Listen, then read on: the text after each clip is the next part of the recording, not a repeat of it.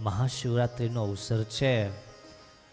લાખો નહીં પણ કરોડો શ્રદ્ધાળુઓ આ દિવસે શિવજીની પૂજા કરશે, રુદ્રાભિષેક કરશે, રુદ્રી કરશે, દૂધ ચડાવશે, જળ ચડાવશે, બિલ્વપત્ર ચડાવશે, ઘણી પૂજાઓ કરશે.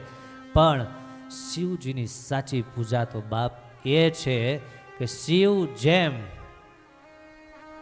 બધું જ સહન કરી વિશ્વના કલ્યાણને માટે એણે જેમ વિસ્પાન કર્યું છે, એવી રીતે પરિવારમાં પોતે કડવા ઘૂંટડા પીને પણ સૌને સાથે રાખી શકે એ સાચો શિવ થઈ શકે. અને હું ઘણીવાર યાદી આપું છું કે પ્રત્યેક ઘરમાં એક શિવ હોય છે.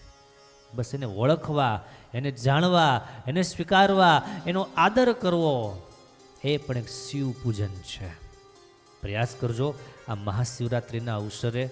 અને શિવજીનું પૂજન કદાચ તમે એક દાડો કરતા હશો, પણ ઘરમાં રહેલા શિવ એને કાયમ માટે યાદ રાખજો, એનો આદર કાયમને માટે કરતા રહેજો.